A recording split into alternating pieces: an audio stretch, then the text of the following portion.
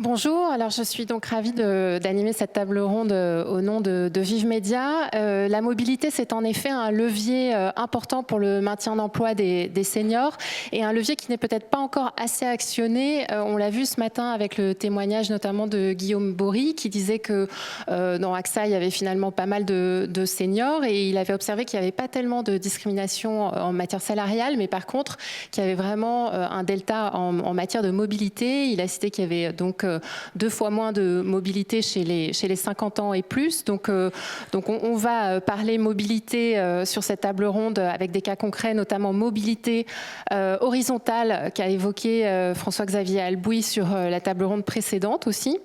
Et donc on va parler aussi reverse mentoring. On parlait de la newsletter de Vive écrite par Laetitia Giteau qui est sortie aujourd'hui, où Laetitia, vous disiez notamment que vous préfériez la notion de mentoring intergénérationnel à celle de reverse mentoring, vous allez nous en reparler. Voilà, donc pour commencer, je vais faire en fait très rapidement un tableau de la population des salariés de Domus Vie et de Nestlé tel que vous me l'avez présenté en préparation de cette table ronde. Donc Céline Fabre, vous me corrigerez si besoin.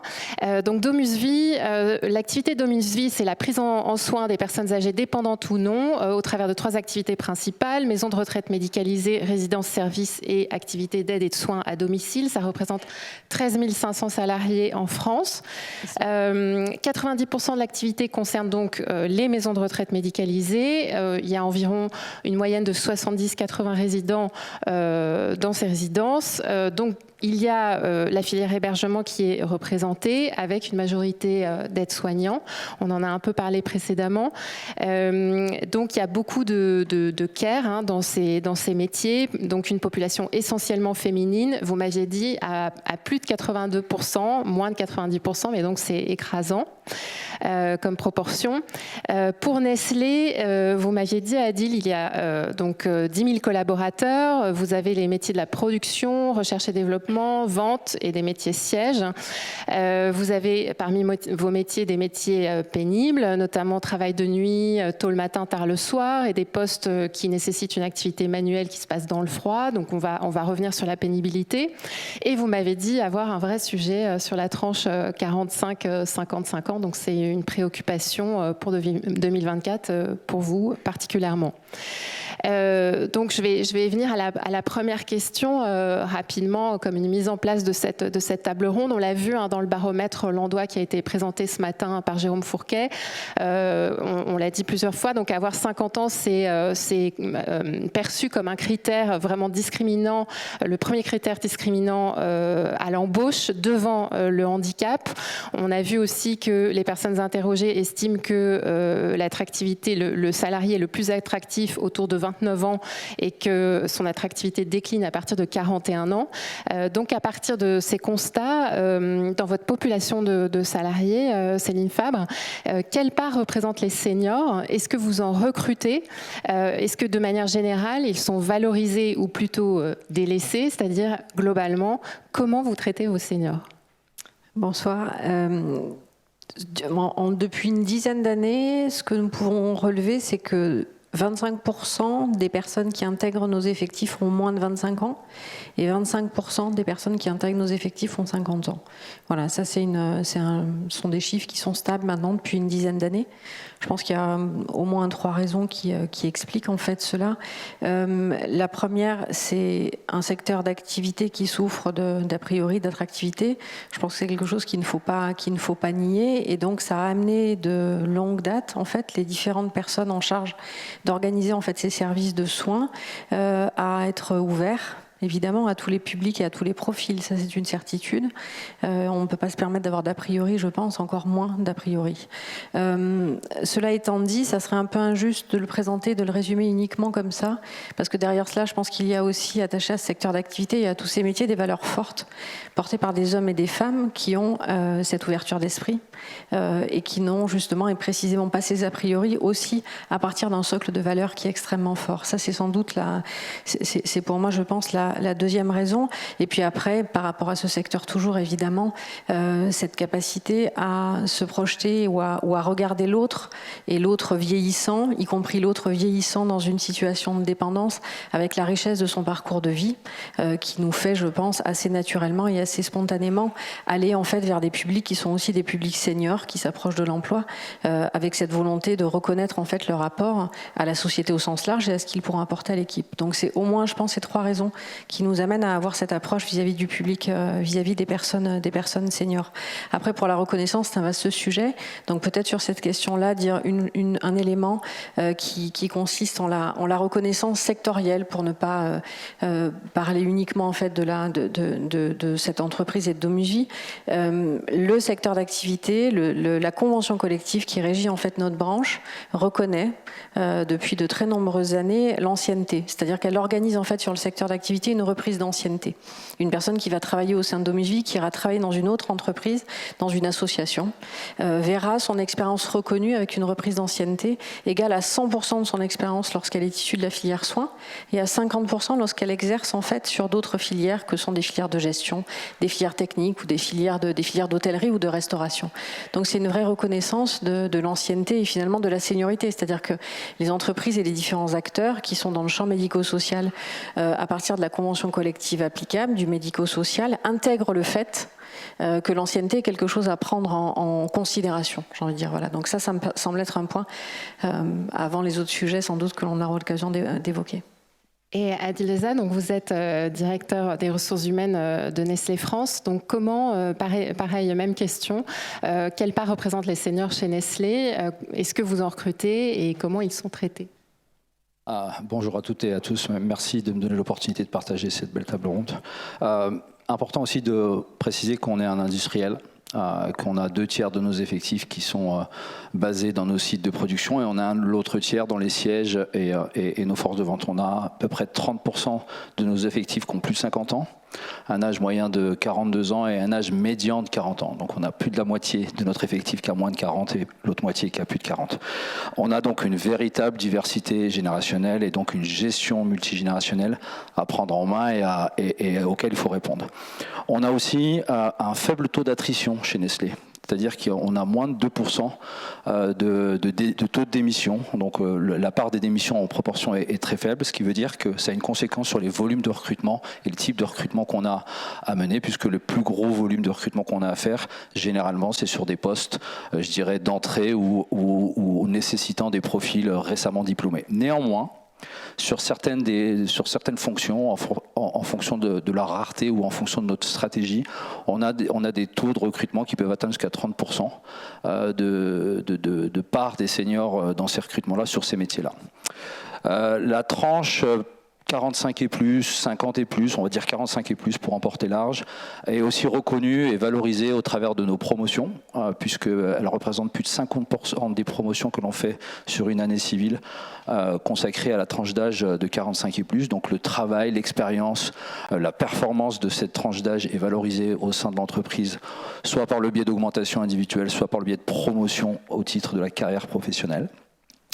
Et il y a un élément aussi important qu'il faut considérer dans notre contexte pour partager un peu d'expérience, c'est qu'au cours des dernières années, on a aussi eu à mener ce qu'on appelle des politiques d'aménagement de fin de carrière pour les seniors, les plus âgés, les plus de 58 ans, ce qui a fortement, je dirais, amené la pyramide des âges à s'ajuster et à nous forcer et à regarder la pyramide des âges sur le maintien beaucoup plus long sur la tranche qui arrivait avant.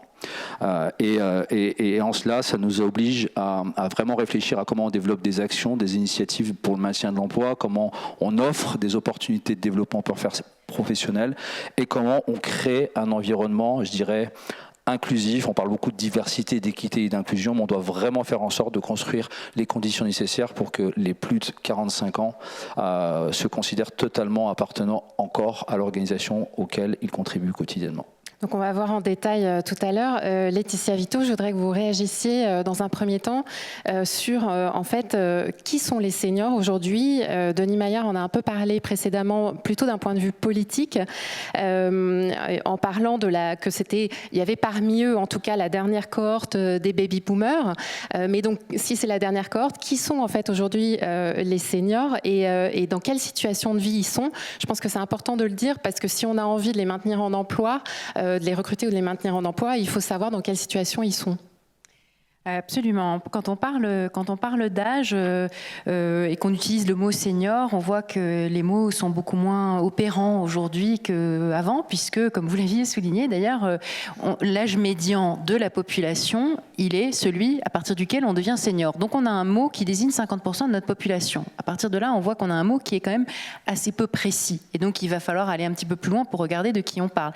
Et puis par ailleurs, vous parliez des baby boomers, mais en réalité, les seniors, eh bien, dans un an exactement, les premières cohortes des millennials deviennent seniors. Et alors là, ça nous fait quand même, ça interpelle, parce qu'il y a encore quelques années, on parlait de comment recruter les millennials égale les jeunes, mais il y a encore quelques années, puisque et donc là, ça y est, hop, ils sont has-been, ça y est, pof, la falaise. Alors ça va vite quand même, si ça se fait aussi vite. Donc évidemment, on voit bien que là, on est face à un souci sémantique en fait. C'est que ce mot-là, il est très peu opérant. Il ne sert pas à grand-chose en fait, sauf à parler d'une forme de discrimination qui touche déjà très jeune.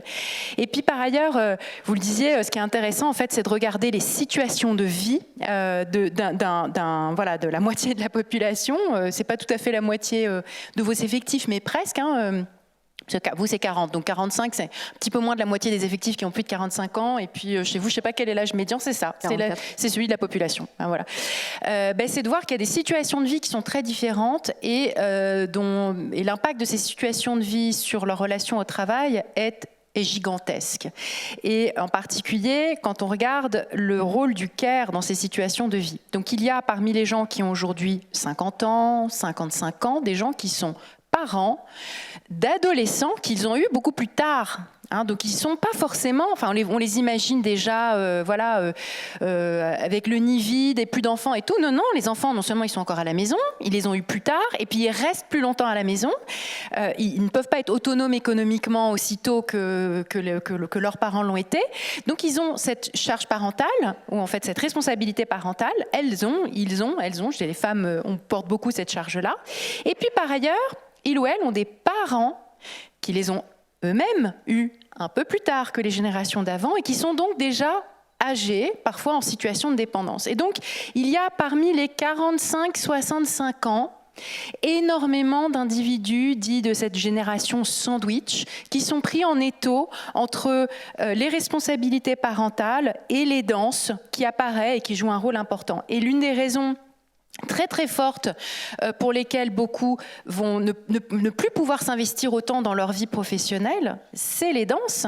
Au même titre qu'on ne va pas soupçonner une jeune mère qui se prend du harcèlement dans la figure au retour d'un congé maternité, de manquer d'engagement et d'ambition au travail alors que rien n'est fait pour la soutenir dans la reprise de sa vie professionnelle. C'est la même chose pour les seniors qui sont dans une situation d'aidance et qui n'arrivent pas à jongler la fin de vie d'un parent ou un Alzheimer d'un parent qui dure pendant des années, qui exige d'eux, ça peut être des petites tâches, des appels au médecin, de la coordination de certaines choses, parfois beaucoup de temps aussi, de temps très très régulier. Et puis parmi les aidants, il y a des situations différentes. Je parlais de fin de vie. Ça, on sait comment ça se termine et ça se prolonge par un deuil et par d'autres sujets. Vous avez des maladies très longues, Parkinson, Alzheimer, etc. Ça va être très long. Vous avez le cancer d'un conjoint ou d'un parent. Là, ça peut se terminer bien et on passe à autre chose. Et en fait, vous avez des situations avec des durées et des difficultés et des intensités très très différentes. Et donc, en fait, appréhender la notion de senior autour de ces situations de vie et l'impact de ces situations de vie sur la disponibilité au travail, la possibilité de rester dans un temps plein ou de travailler de la même manière ou de travailler autrement, il est très important. On avait on a fait une grande révolution, les employeurs ont fait une grande révolution sur les sujets de la parentalité. On n'est pas encore arrivé au bout de cette révolution, mais il y a beaucoup de choses qui ont été faites. Les employeurs savent que soutenir les parents, c'est important. Maintenant, la prochaine, c'est ce soutien aux aidants et en particulier à ceux de la génération sandwich qui ont les deux, avec une implication beaucoup plus forte des employeurs sur ces sujets-là.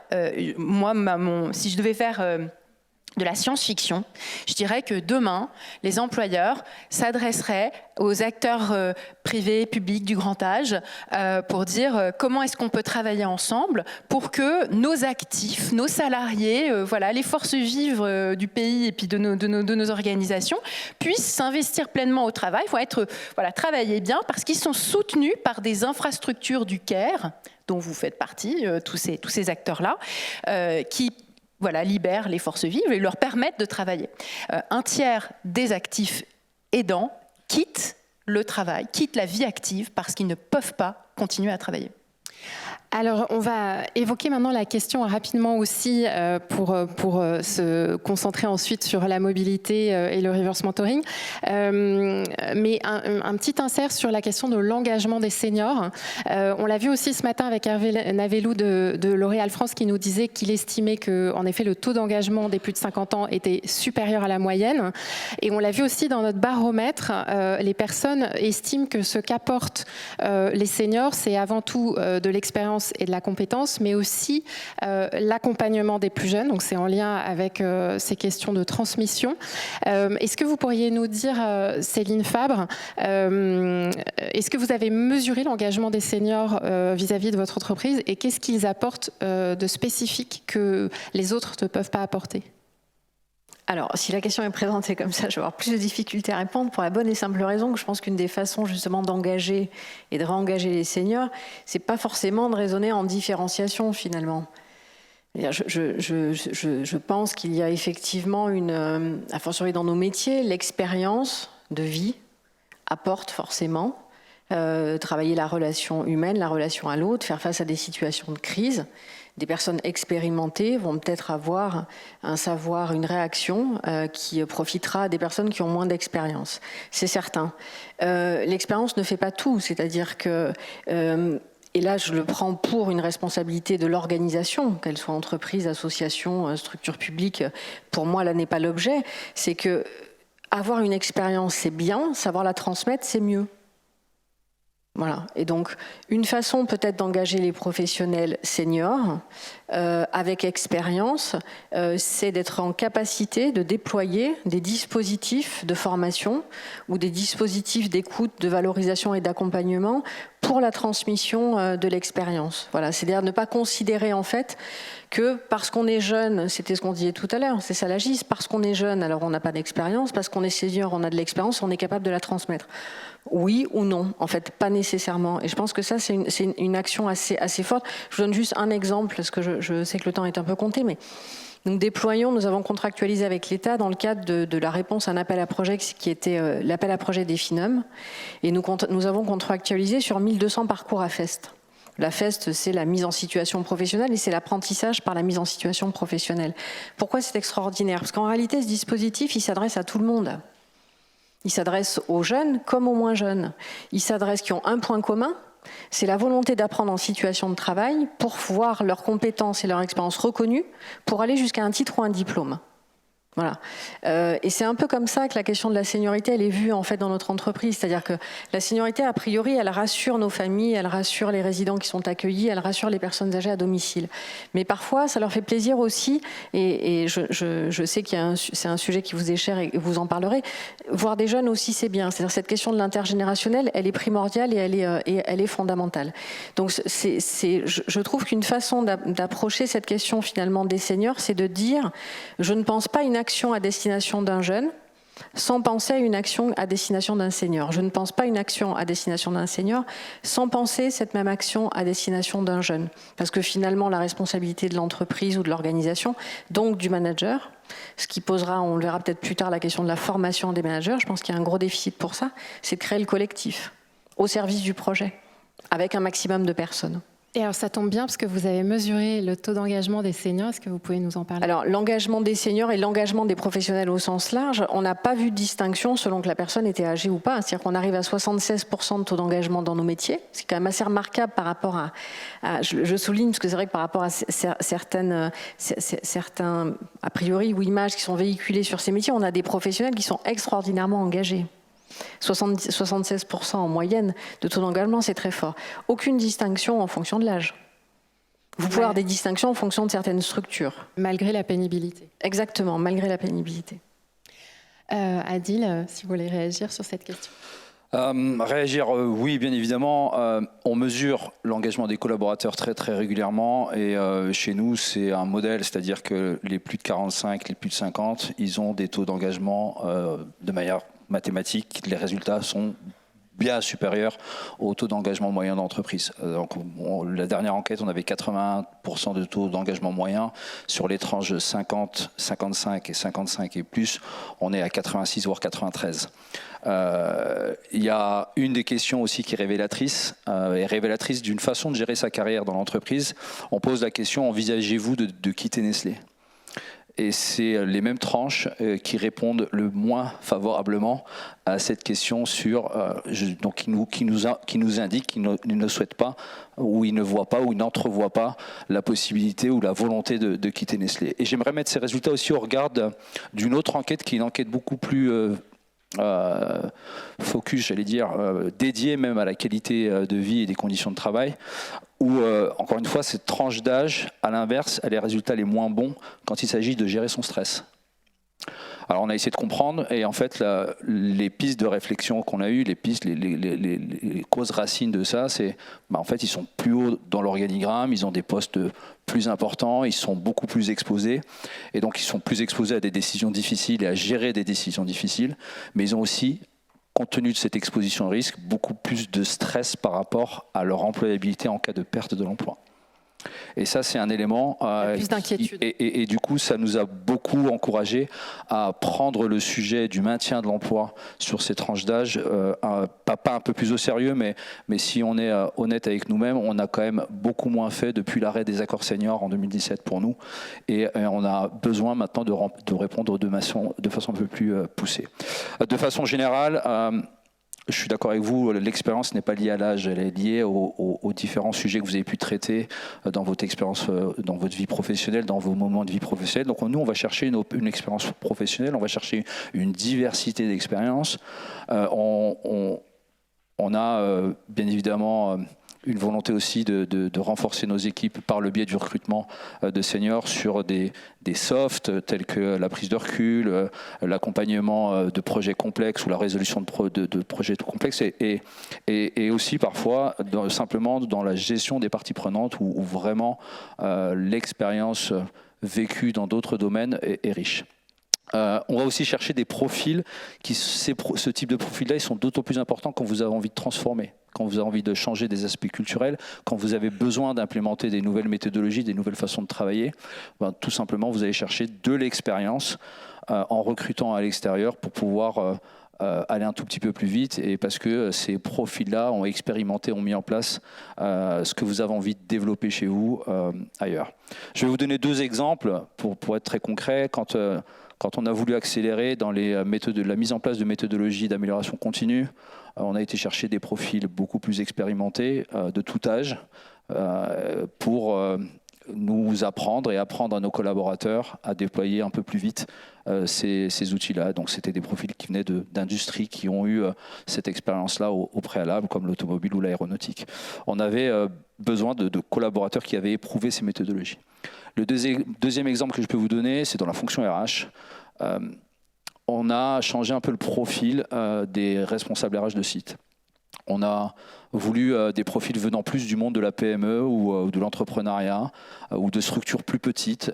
Pourquoi ? Parce qu'elles ont un attachement, on a remarqué qu'elles avaient un attachement au territoire beaucoup plus poussé, beaucoup plus fort que des profils issus d'entreprises plus multinationales qui nous ressemblent beaucoup plus et pour lesquels le paradigme d'évolution de carrière et de gestion de sa carrière, c'est de bouger de tous les 2 ou 3 ans. Donc on a répondu à un besoin business en cherchant de la stabilité dans nos effectifs. Et donc, on a seniorisé le type de profil que l'on souhaitait là-dessus. Laetitia, est-ce que vous voulez rebondir rapidement là-dessus ? Oui, j'entendais des choses qui pouvaient peut-être paraître un peu contradictoires entre vous deux, mais finalement non.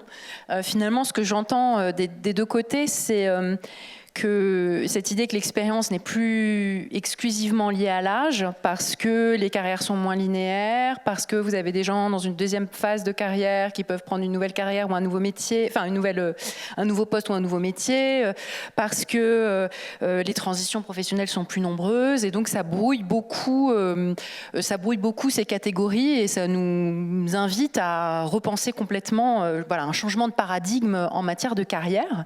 Et je partage ça tout à fait. Mais ce que j'entends aussi, c'est finalement on a tous une espèce de gêne quand on parle de l'âge.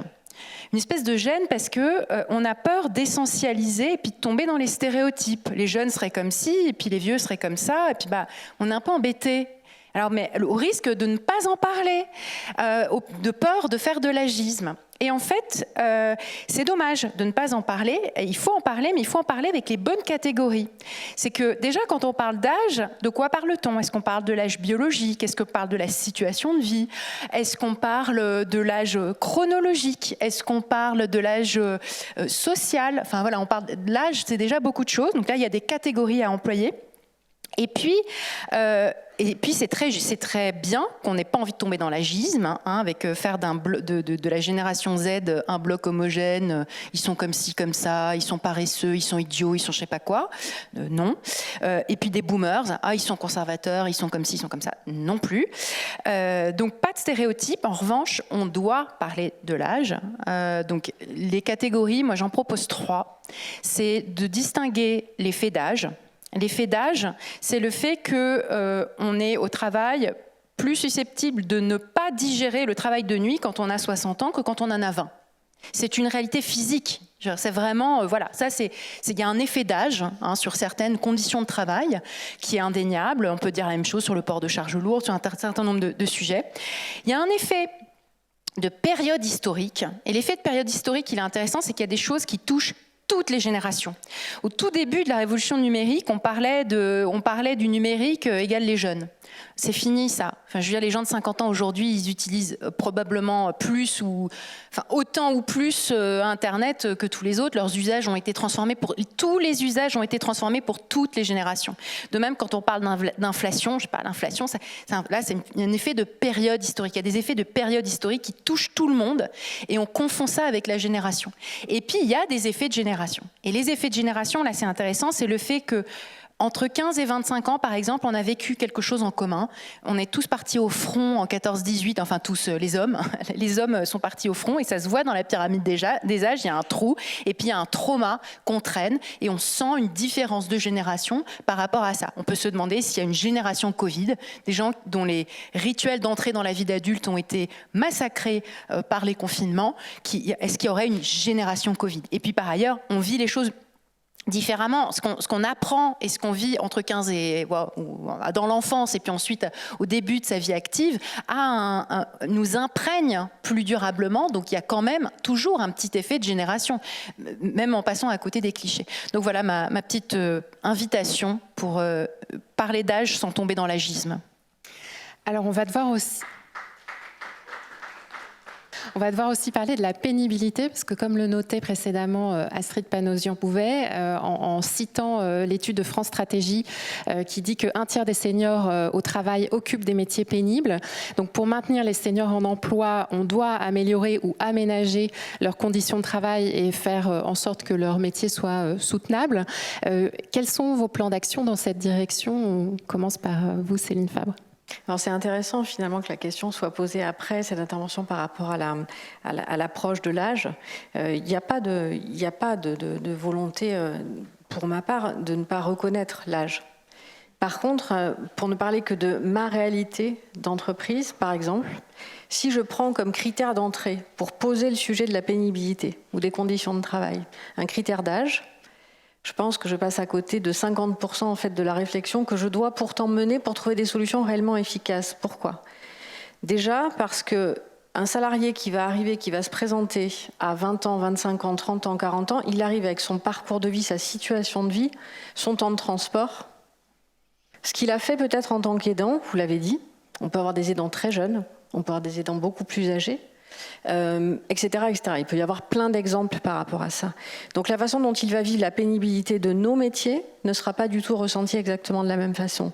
C'est pour ça qu'on a parfois des réticences, non pas à assumer l'âge. On parle de l'âge et on parle de l'âge ne serait-ce que par respect aussi pour les personnes que nous accueillons dans nos structures. Il n'est pas du tout honteux d'avancer en âge, hein. On trouve ça beau.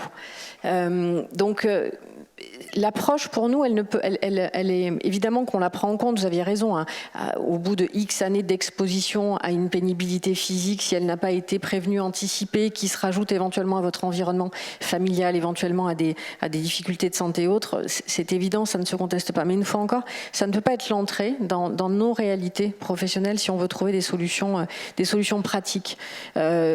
La réponse que nous avons apportée de manière concrète, par exemple, à la prévention pour les troubles musculo-squelettiques, qui est un vrai sujet dans nos métiers, c'est de créer un dispositif, nous avons mis 10 ans pour le créer, la démarche a pris 10 ans, qui s'appelle le soin d'autonomie. La façon dont on le présente, c'est le pouvoir de faire à son rythme. Et pourquoi je dis ça? Parce que très souvent, on a associé à la difficulté pour les seniors le mot de rapidité ou de vitesse.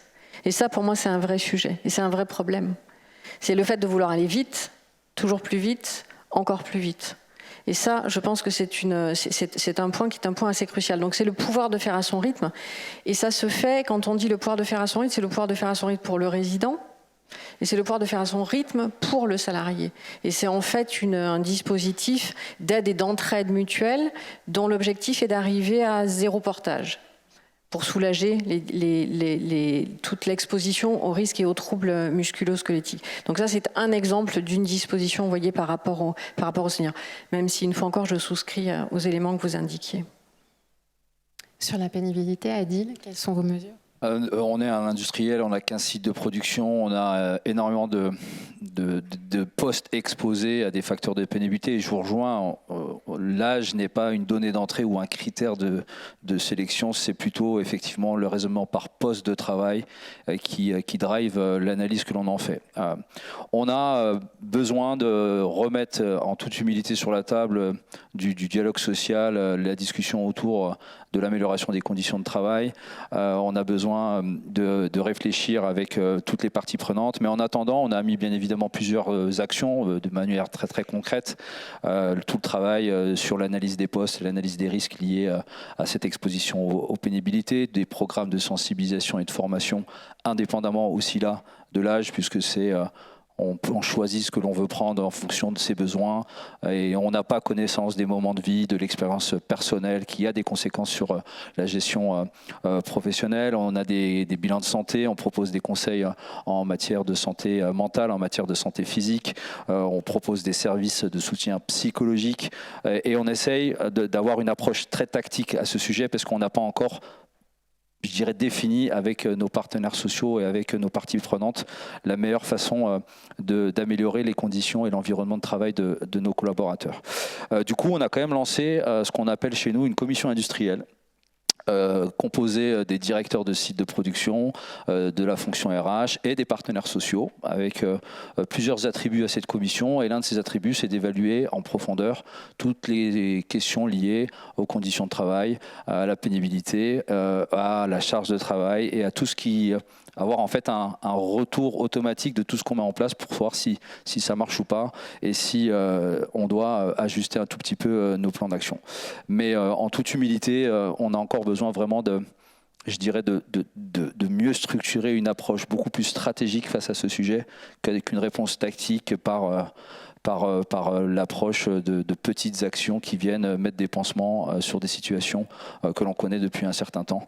Et on fait aussi face à la difficulté, je dirais, liée au réinvestissement, à l'ajustement de notre outil de production qui incombe à un critère financier. Et donc l'approche stratégique doit vraiment aussi répondre à cette contrainte financière pour nous amener à travailler proprement et à proposer des choses pertinentes et impactantes. Avant de vous faire réagir, Laetitia Vito, sur ces questions, je voudrais qu'on regroupe cette question de la pénibilité avec la question de la formation et de la mobilité, parce que c'est lié. Est-ce que, Céline Pham, vous pourriez m'en dire plus sur les parcours professionnels des seniors de votre entreprise? Quelles sont les trajectoires de formation et de mobilité que vous proposez? Alors, sur le sujet de la formation appliqué aux seniors, il est assez vaste et il est pluriel en raison de la grande diversité des métiers en réalité au sein de notre entreprise, puisque vous avez des parcours qui vont concerner des personnes de 40 ans et plus ou 50 ans et plus qui sont dans des filières de gestion.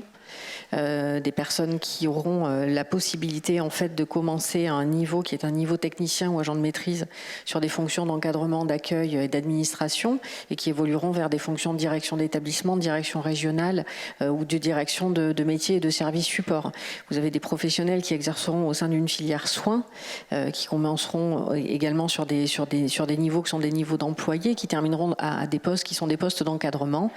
Ça vaut également dans les filières qui sont les filières de la restauration et les filières techniques. Donc finalement, nous avons à peu près les mêmes types de parcours de progression, c'est-à-dire un employé termine cadre au terme de parcours de formation, de mobilité, de compétences et d'envie et de motivation. Donc dans l'ensemble de nos filières, nous offrons ces opportunités-là et c'est ce qui est pour le coup un des éléments très attractifs de nos métiers. Mais c'est pas nécessairement d'ailleurs une progression vers plus de responsabilités, tous ne le souhaitent pas. Donc on s'efforce aussi de proposer des mobilités qui sont des mobilités transversales. Ça, je pense qu'une personne qui a œuvré dans le soin peut vouloir aussi à un moment donné changer de filière, changer de métier. Et ça, c'est évidemment une possibilité que nous offrons. Et c'est pour ça que vous voyez des carrières se dessiner qui ont débuté dans le soin et qui vont évoluer vers la filière hébergement ou la filière restauration, par exemple. Et vous pouvez également avoir l'inverse, des filières qui commencent dans les métiers de l'hébergement ou de l'hôtellerie chez nous et qui évoluent vers la filière soins. Et ça ne se fait pas nécessairement par plus de prise de responsabilité au sens hiérarchique du terme. Ça peut, mais ça n'est pas nécessairement le cas. Ça, c'est une des façons de répondre à la question. Le deuxième sujet de formation professionnelle, c'est un point qui me semblait, qui me paraît important par rapport à notre organisation, c'est le sous-investissement qu'il y a eu sur les fonctions, sur la formation des managers. Et j'aimerais du coup pouvoir dire un mot là-dessus parce qu'il y a eu une prise de conscience forte de la nécessité de renforcer et d'offrir en fait aux managers un socle de formation beaucoup plus solide. Et cette question-là, pour permettre de créer un collectif, de porter un collectif au travers d'un projet d'entreprise, élaborer ce projet d'entreprise et faire vivre ce collectif, il nous fallait renforcer en fait les compétences managériales et nous avons déployé et nous déployons actuellement un programme managérial qui s'appelle Management Plus, qui est dédié à l'ensemble des directions d'établissement. On embarque plus de 650 personnes dans ce dispositif et ça, je voulais aussi le souligner parce que ça me semblait très important. Et puis après, il y a une autre façon aussi d'appréhender le pourquoi de la formation professionnelle et des actions qui peuvent être proposées, c'est dans cette logique de reconversion professionnelle. J'emploie ce terme-là parce que l'accord qui avait été signé avec les partenaires sociaux s'intitule reconversion, même si c'est pas le terme qui est peut-être le plus plaisant. Mais c'est cette volonté d'offrir aussi la possibilité d'un accès à une formation pour permettre aussi à une personne d'exercer un autre métier au sein de notre entreprise si elle le souhaite, mais de pouvoir l'exercer ailleurs aussi si elle le veut. Voilà. Et ça, c'est un accès, ce sont des commissions en fait paritaires qui se réunissent, puisque cet accord donc a été signé avec les partenaires sociaux. Et une personne, à partir du moment où elle a 5 ans d'ancienneté, peut présenter un projet pour aller exercer, une fois encore, soit un autre métier à l'intérieur de notre entreprise, soit un autre métier à l'extérieur de notre entreprise. Et ça peut passer au préalable par l'accès à une formation. Voilà, nous avons des parcours, des personnes qui voulaient par exemple créer des entreprises de véhicules adaptés, c'est-à-dire capitalisant sur une partie de leur expérience et mettant cette expérience au profit d'une aventure entrepreneuriale. Ce sont des personnes, et c'est une personne notamment qui a été accompagnée. Il y avait des personnes qui peuvent capitaliser sur une partie de leur expérience et vouloir aller vers des formations après qui sont des formations d'esthétique. C'est une façon de capitaliser aussi sur ce qu'elles ont fait et de se destiner à une autre carrière professionnelle auprès d'autres types de public. Voilà. Les personnes ne sont pas assignées à ces métiers. Et je vous remercie d'avoir l'occasion aussi de le préciser parce que c'est vrai que les carrières sont présentées, les métiers sont présentés comme étant pénibles, ce qui est vrai, on ne le conteste pas, et on travaille à la réduction de la pénibilité psychologique aussi qui a été évoquée, pas que physique, il y a beaucoup de dispositifs qui sont mis en œuvre pour le prévenir, mais je ne voudrais pas non plus que l'on résume ces métiers à des personnes qui seraient assignées toute leur carrière professionnelle. Voilà, ce qui est très important pour nous, c'est d'aider les personnes à révéler leurs compétences, Parce qu'une façon aussi d'aider les seniors de nos métiers, il me semble, c'est de reconnaître et de reconnaître simplement leurs compétences et de les aider à révéler leurs compétences pour qu'ils puissent aller vers d'autres secteurs d'activité et vers d'autres métiers qui seraient peut-être vus comme étant moins pénibles, par exemple. D'autant plus que vous m'avez dit que comme voilà, il y a beaucoup de femmes dans ces métiers et qu'elles ont tendance à sous-estimer leurs compétences. Absolument. Voilà. Adil, oui, vous avez dans votre entreprise pas mal de mobilité, notamment horizontale, il me semble. Oui, la mobilité interne chez Nestlé, c'est vraiment dans l'ADN. On rentre jeune diplômé et on termine sa carrière en ayant occupé une dizaine ou même une quinzaine de postes dans sa vie. Le taux de rotation est très rapide. Alors cette réalité, elle est vraie pour les fonctions sièges et forces de vente. Elle est beaucoup moins réelle pour le milieu industriel. Mais de façon très concrète, on valorise énormément et on est intimement convaincu par la transférabilité des compétences. On est intimement convaincu que l'on ne se reconvertit pas, mais qu'on met à profit ses compétences et son savoir dans d'autres domaines. Et on essaye de lever les barrières. Je vais vous donner un exemple, puisque dans les tables rondes précédentes, on a vu que les conditions de rémunération ou le reste à charge en fin de mois est critique quand on est malade ou quand on ne peut pas forcément soutenir une activité professionnelle pour X raisons. Et nous, ce qu'on fait, c'est que on maintient la rémunération telle qu'elle à 100% quand une personne décide de se positionner sur un poste classé de façon inférieure. Voilà. Donc c'est vraiment, et cette politique, on l'a testée sur 2-3 moves et on en a fait une politique RH. Et du coup, ça ouvre le champ des possibles soudainement, puisque le frein de « je dois maintenir ma rémunération compte tenu du moment de vie ou des conséquences que j'ai à gérer dans ma vie perso », on a levé cette barrière et on a vu augmenter le nombre de personnes postulant à des métiers complètement différents et acceptant de prendre le risque d'être moins opérationnelle, moins compétente ou moins performante tout de suite dans un métier différent. Et on a à peu près 10% de notre effectif qui bénéficie de cette situation aujourd'hui. Alors, comme on doit accélérer puisqu'on est en retard, je vais vous demander de donner juste quelques mots, Céline et Adil, sur le reverse mentoring, puisqu'on n'a malheureusement pas eu le temps de le développer, et je laisserai Laetitia conclure. Alors, ça ira plutôt vite parce que c'est pas quelque chose qui est développé au sens formel du terme dans notre entreprise. C'est ce que j'indiquais. Notre axe et notre orientation majeure pour nous, elle est de permettre en fait de réfléchir, de tester plus que de réfléchir, de tester des dispositifs de formation qui vont s'adresser dans les mêmes conditions et avec les mêmes chances de succès, aussi bien aux personnes juniors, aux jeunes dans l'entreprise qu'aux personnes seniors. Et notamment en ce moment, notre énergie se déploie autour de la réflexion qui concerne la FEST, cette fameuse, cet apprentissage par mise en situation professionnelle. Il se trouve que dans le cadre du déploiement de notre dispositif AFEST, des jeunes, plus jeunes, vont accompagner des seniors. Voilà. Mais l'inverse est aussi vrai. Donc nous n'avons pas et nous ne voulons pas, nous c'est un choix vraiment délibéré, nous ne voulons pas surcommuniquer ou survaloriser ce dispositif, même si je le sais très utile par ailleurs, et ça n'est absolument pas une critique à destination des entreprises qui le font, mais nous avons un axe fort qui est, une fois encore, de dire pour une action qui va concerner un jeune, une action doit concerner un senior dans notre entreprise. Adil, en très résumé. Très rapidement, nous, je souscris à ce qu'a dit Laetitia tout à l'heure sur le fait que je ne considère pas ça comme du reverse mentoring âge pour âge en fait.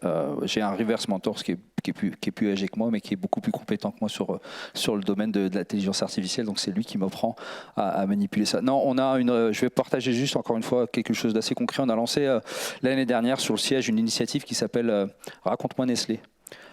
Et qui vise à promouvoir les échanges intergénérationnels. C'est des binômes formés pour permettre à des collaborateurs plus seniors dans l'entreprise de partager leurs connaissances, leurs anecdotes, leurs histoires, leurs perspectives à des générations nouvelles, mais surtout à des générations nouvelles chez Nestlé.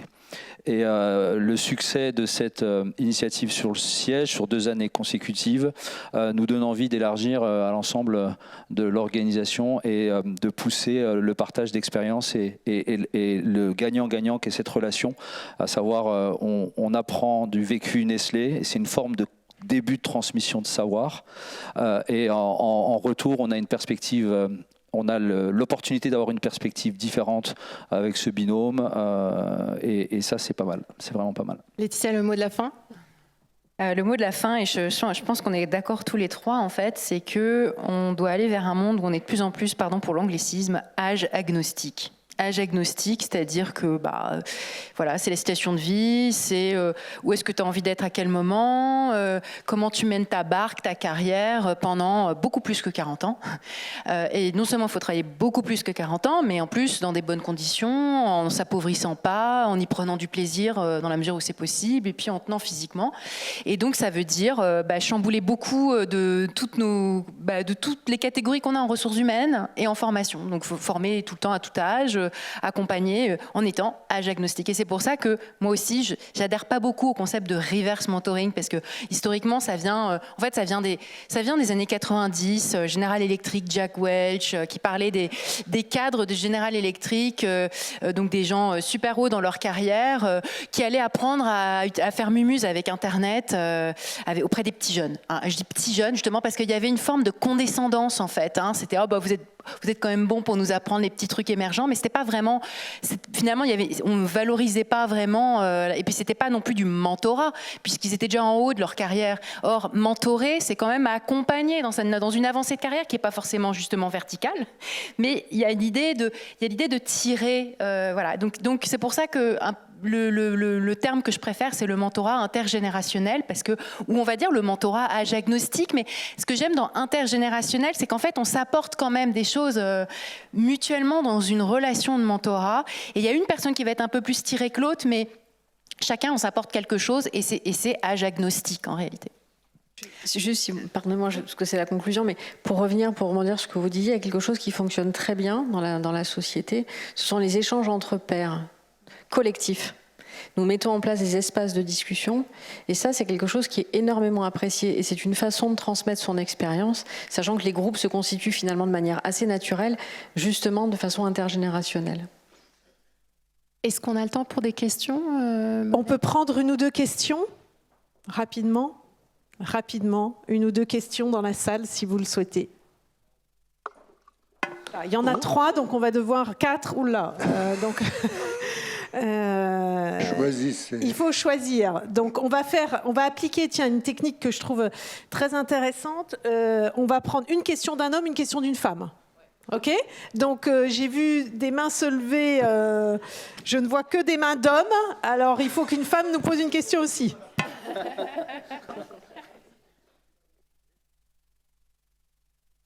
Bonjour à tous, donc Aymeric, je suis fondateur de Jubilease, on fait de l'accompagnement à la fin de carrière et à la transition retraite. Du coup, ma question va être là-dessus. Est-ce que vous voyez un surengagement ou une baisse d'engagement dans les 2 années avant le départ à la retraite? Et est-ce que vous avez mis des choses en place pour cette transition de vie? Et on a beaucoup parlé de mentorat, tutorat, mentoring, reverse mentoring. Je pense du coup aux communautés d'alumni là-dedans. Est-ce que vous avez des choses dans ce genre en place dans vos entreprises? Alors très rapidement, pour laisser aussi les autres participants à la table ronde répondre, en fait, c'est quelque chose sur lequel on doit encore travailler, nous, très honnêtement. Il y a des idées, il y a des initiatives, il y a des expérimentations, mais on a encore à progresser. Il y a peut-être 3 exemples très courts. Nous réfléchissons à la possibilité de permettre à la personne 2-3 ans avant son départ en retraite de mettre un temps 10, 20, 30% pour aller s'intéresser à une activité associative si la personne a pour projet ensuite d'intégrer le milieu associatif dans sa phase qui sera sa phase de retraite. Ça, c'est la première chose qui est envisagée. La deuxième, ça a déjà été mis en place, c'est permettre à une personne à 2 ou 3 ans de la retraite de voir son temps de travail réduit pour intégrer un jeune en contrat d'apprentissage ou un moins jeune en contrat d'apprentissage ou de professionnalisation pour la transmission du métier. Donc ça crée des binômes de direction d'établissement. C'est une chose également qui est expérimentée. La troisième, c'est qu'on porte un regard bienveillant et une attention soutenue pour des professionnels qui sont plutôt sur la fin de carrière en direction d'établissement lorsque des opportunités s'ouvrent dans les fonctions de support et les fonctions administratives dans les sièges et dans les organisations administratives. Voilà, 3 exemples courts. Il y en aurait peut-être d'autres, mais 3 exemples courts.